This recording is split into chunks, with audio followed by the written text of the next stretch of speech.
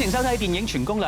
好多時候我哋喺電影咧見到啲角色死咗之後喺續作突然復活，都會心諗唔係啊嘛。其實有時演員都未必想成日復活㗎。好似 Michelle Rodriguez 咧最近都話自己實在復活得太多次啦。佢喺《生化危機5》裏面一早死咗又復活，跟住去到《索女重炮神經刀》又復活。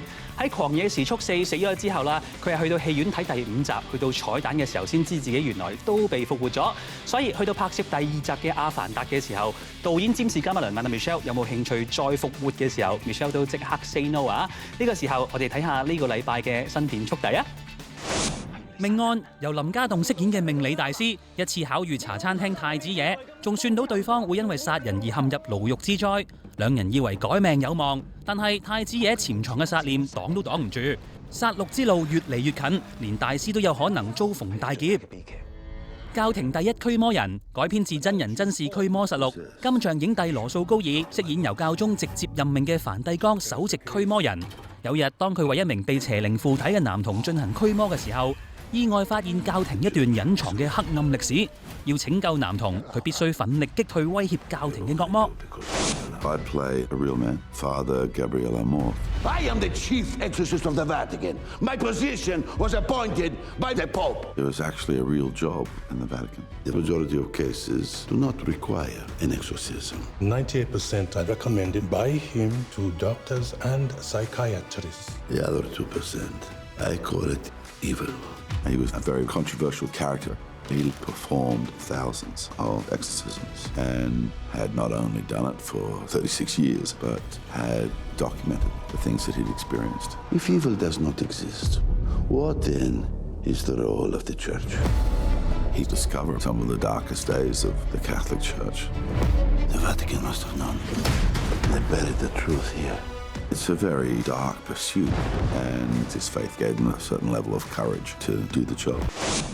寶驚魂金像影帝華堅馮力士再次演技爆發之作，講述獨居嘅阿寶長期被焦慮困擾，時時刻刻都好似活喺噩夢之中。喺佢準備出發去探望母親之前，瘋狂經歷令佢進一步深陷混亂。而我哋仲同呢部戲嘅年輕恐怖片鬼才導演 Ari Aster 做咗個獨家越洋專訪，傾下拍攝點滴。Wasn't it you never thought the story could attract Joaquin Phoenix to the project at the very beginning?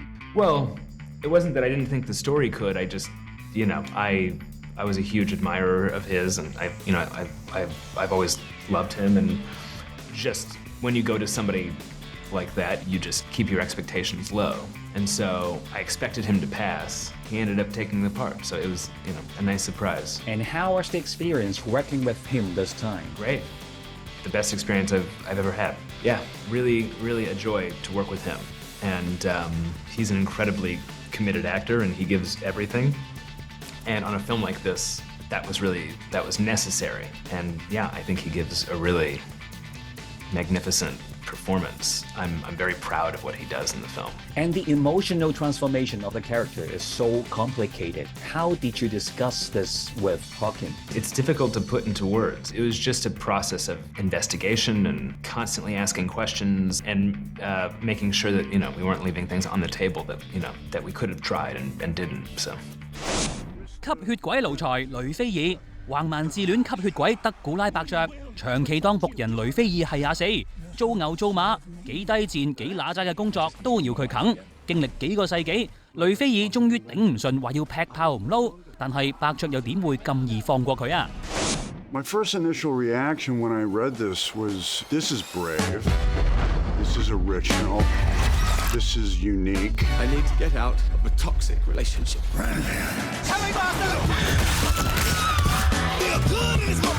You have the most narcissistic boss imaginable, who is also a powerful blood-sucking vampire. Hello, Renfield. Marvelous attire. The codependency is toxic, but there's a level of love there. Care, feeding. You're like the guy that gets the villain's Postmates. Is it yummy? Yeah.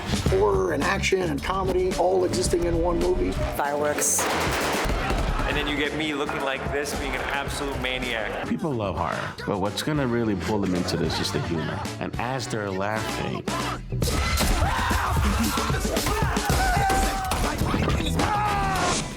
喺《吸血鬼奴才雷菲爾》裏面，兩個主角咁啱都係叫 Nicholas， 一個就係吸血鬼伯爵 Nicholas Cage， 另一個就係僕人 Nicholas Hoult。其實佢哋喺10幾年前一部叫做《氣象人生》嘅電影已經合作飾演過兩父子㗎啦。不過嗰陣時 Nicholas Hoult 咧只係得10幾歲，估唔到咁耐之後佢哋再合作嘅角色依然都係關係咁密切啦。呢個時候我哋即刻睇下呢個禮拜嘅票房龍虎榜啊！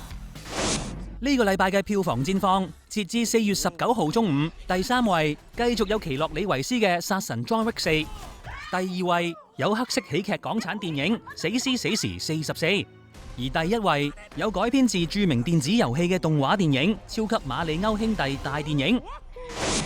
今集時間差唔多啦，下個禮拜同樣時間電影全攻略再見啦，拜拜。